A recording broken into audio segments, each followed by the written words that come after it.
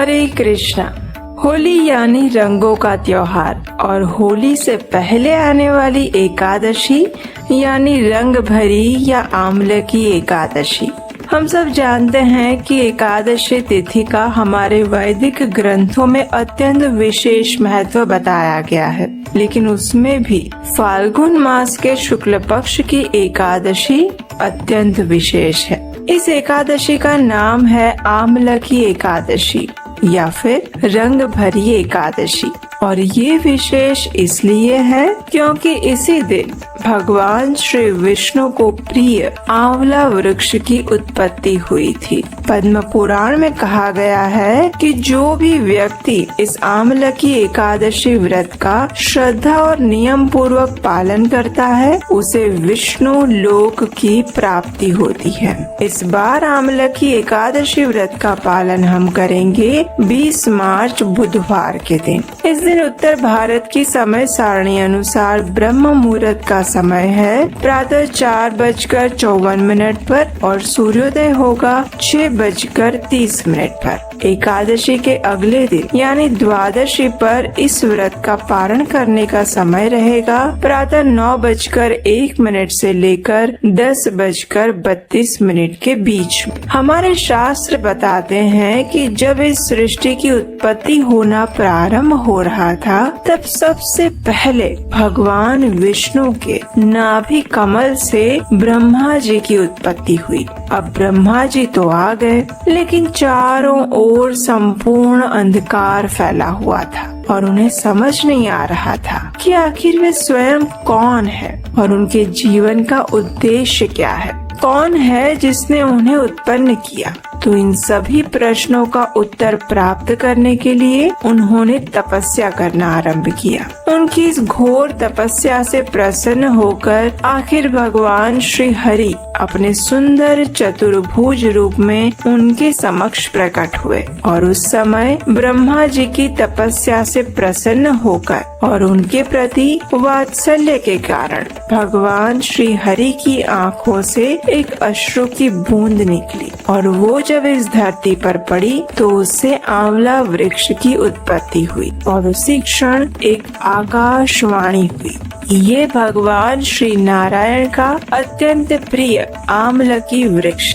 ये वृक्ष जिस दिन उत्पन्न हुआ उसी दिन को हम आंवला की एकादशी के नाम से जानते हैं, क्योंकि इस वृक्ष की उत्पत्ति का संबंध सीधा भगवान श्री विष्णु के साथ है। इसलिए ये वृक्ष सभी वृक्षों में अत्यंत पवित्र है। इसके आध्यात्मिक महत्व के साथ साथ इसके औषधीय गुण भी अनेक है। इसके पालन हेतु आपको प्रातः ब्रह्म मुहूर्त के समय में उठ जाना चाहिए। उठकर स्नान इत्यादि से स्वच्छ होकर भगवान की मंगला आरती करें अथवा उसका मंदिर में या फिर कम से कम ऑनलाइन दर्शन करें। उसके बाद हाथ में गंगा जल लेकर भगवान के समक्ष इस आंवला की एकादशी व्रत का संकल्प ले। तत्पश्चात तुलसी देवी की पूजा करें, उन्हें आवश्यकता अनुसार जल प्रदान करें, उन्हें घी का दीपक, पुष्प, गंध इत्यादि अर्पित करें, उनकी कम से कम 3 बार प्रदक्षिणा करें और फिर उनके समक्ष बैठकर हरे कृष्ण महामंत्र का अधिक से अधिक जप करें और आंवला की एकादशी की कथा का श्रवण करते हैं। लेकिन उससे पहले अगर आपने अभी तक हमारे चैनल को सब्सक्राइब नहीं किया तो अभी कीजिए। युधिष्ठिर महाराज और भगवान श्री कृष्ण के बीच हुए संवाद का वर्णन किया गया है और उसके साथ काल यंत्र की सवारी करते हुए हम उतरते हैं युधिष्ठिर महाराज के भवन में। युधिष्ठिर महाराज ने भगवान श्री कृष्ण से पूछा, हे गोविंद, फाल्गुन मास के शुक्ल पक्ष में कौन सी एकादशी आती है? उसका नाम क्या है और यह व्रत किस प्रकार करना चाहिए? युधिष्ठिर महाराज के प्रश्न को सुनकर भगवान श्री कृष्ण ने मंद मनमोहक स्मित के साथ उत्तर दिया, हे धर्मनंदन, प्राचीन समय की बात है जब राजा मांधाता ने भी वशिष्ठ ऋषि से यही प्रश्न पूछा था। फाल्गुन मास के शुक्ल पक्ष में आने वाली एकादशी को आंवला की एकादशी कहते हैं। और इस व्रत का पालन करने वाले व्यक्ति को आध्यात्मिक जगत की प्राप्ति होती है। वशिष्ठ ऋषि ने कहा, हे महाभाग, इस सृष्टि के प्रारंभ काल में भगवान श्री विष्णु के थूक से चंद्र समान बिंदु प्रकट हुआ।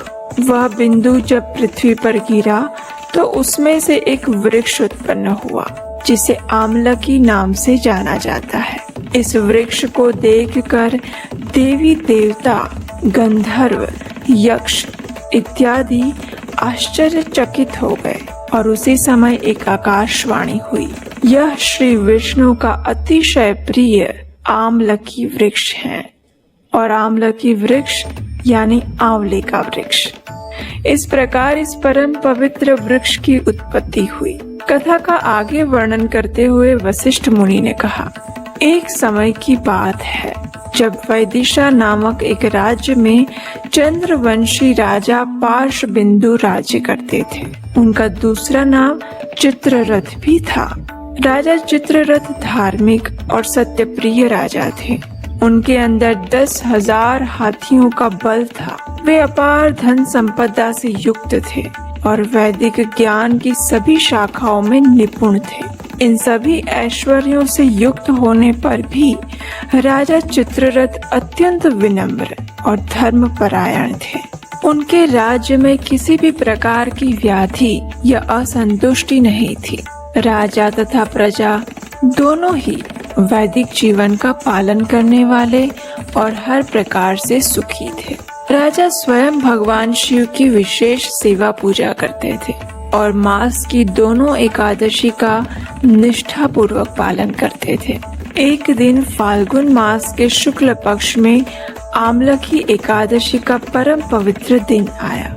एकादशी के एक दिन पूर्व राजा ने समग्र राज्य में आमलकी एकादशी व्रत के महत्व को बताते हुए घोषणा की कि सभी नागरिक निष्ठा पूर्वक नियम अनुसार इस पवित्र एकादशी का पालन करेंगे।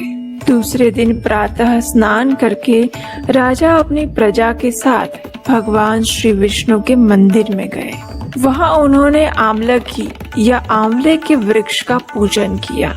राजा द्वारा इस वृक्ष को जल, उत्तम छत्र, स्वर्ण, हीरे, मोती, सुगंधित धूप, अगरबत्ती अर्पित किए गए और प्रार्थना की गई। उस दिन संपूर्ण रात्रि दौरान राजा ने अपनी प्रजा के साथ उसी स्थान पर रहकर आमलकी वृक्ष की पूजा आराधना की एवं भगवान श्री हरि की लीलाओं का श्रवण और कीर्तन किया।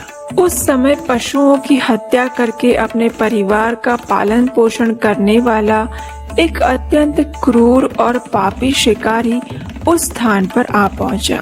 पशुओं का पीछा करते हुए थकान से ग्रस्त उस शिकारी ने उसी स्थान पर थोड़ा विश्राम करने का निर्णय किया। जैसे ही वह उस पेड़ के नीचे गया तो उसने देखा कि राजा अपनी प्रजा के साथ आमलकी वृक्ष की पूजा कर रहा है। ये देखकर उसे बड़ा आश्चर्य हुआ। इस अचरज को देखते हुए वह शिकारी उसी पेड़ के पीछे छिपकर पूरी रात्रि वहीं पर बैठा रहा और राजा द्वारा की जाने वाली पूजा को देखता रहा एवं भगवान श्री कृष्ण की कथा का श्रवण करता रहा। दूसरे दिन प्रातः राजा ने एकादशी व्रत का पारण किया और अपनी प्रजा के साथ वापस अपने नगर में चले गए। इस ओर ये शिकारी भी अपने घर वापस लौट गया। कुछ समय बाद शिकारी की मृत्यु हो गई। लेकिन यहाँ आश्चर्य की बात यह है कि इतने पशुओं की हत्या करने के बाद भी शिकारी को नरक में ले जाने के बजाय उसे एक बहुत उच्च कोटि प्राप्त हुई। अपने दूसरे जन्म में यह शिकारी जयंती नामक नगरी के राजा विदुरथ का पुत्र वसुरथ बना। यह उपलब्धि इस शिकारी को केवल इसलिए प्राप्त हुई थी क्योंकि उसने अनजाने में ही आमलकी एकादशी के दिन रात्रि को जागरण किया था और हरि कथा का श्रवण किया था। अब इस जन्म में राजा वसुरथ अत्यंत शक्तिशाली, सूर्य के समान तेजस्वी, चंद्र की भांति सौम्य और भगवान श्री विष्णु के परम भक्त थे। वे अपने राज्यों के मामलों में अत्यंत निपुण थे और अपनी प्रजा को भी अपनी संतान की तरह प्रेम करते थे। अब एक बार क्या हुआ कि किसी दिन राजा का रथ वन में भटक गया। आसपास तो पूरा जंगल था, बाहर निकलने का रास्ता मिल नहीं रहा था। इसलिए थक हार के राजा एक वृक्ष के नीचे विश्राम करने के लिए आए। वहाँ अपने हाथों को तकिया बनाकर वे तो सो गए। अब जैसे ही उनको नींद आ गई, उसी क्षण वहाँ कुछ आदिवासी आ गए और वे आपस में चर्चा करने लगे कि अरे ये तो हमारा शत्रु है और अभी हमारे ही विस्तार में आया हुआ है, चलो इसे मार डालते हैं। ये निश्चय करके सभी आदिवासी अपने अपने शस्त्र लेकर राजा पर प्रहार करने लगे, लेकिन सभी के आश्चर्य के बीच एक भी शस्त्र राजा को स्पर्श तक नहीं कर पाया और ये देखकर सभी लोग हैरान रह गए। अब वे दूसरी योजना सोचने लगे और उसी क्षण उस राजा के शरीर से एक दैदीप्यमान स्त्री प्रकट हुई। वह स्त्री अत्यंत सुंदर थी, लेकिन क्रोधित होने के कारण उसके नेत्र लाल हो गए थे और वह साक्षात मृत्यु के समान दिख रही थी। उसने अपने कांतिमान चक्र से सभी आदिवासियों का नाश कर दिया। उसी क्षण राजा वसुरथ अपनी निद्रा से जाग गए। जब उन्होंने अपने शत्रुओं को इस प्रकार वहां मृत अवस्था में देखा तो उन्हें अत्यंत आश्चर्य हुआ और उन्होंने पूछा कि आखिर किसने उनकी इस प्रकार सहायता की है। तो उस समय एक आकाशवाणी हुई, निस्संदेह तुम्हारी रक्षा उन्होंने की है जो उन सभी की रक्षा करते हैं जो निष्काम भाव से उनकी शरण ग्रहण करते हैं। आकाशवाणी के ये शब्द सुनकर राजा समझ गए कि परम कृपालु भगवान श्री केशव की कृपा उन पर हुई है और वे भगवान के प्रेम में आप्लावित हो उठे। वे वापस अपने नगर में गए और अनेक वर्षों तक सुखपूर्वक राज्य किया। इस प्रकार कथा का समापन करते हुए वशिष्ठ मुनि ने कहा, हे राजा मानधाता, जो भी इस पवित्र आमलकी एकादशी व्रत का पालन करता है वह अवश्य ही परम भगवान श्री हरि के धाम को प्राप्त करता है। हरे कृष्ण।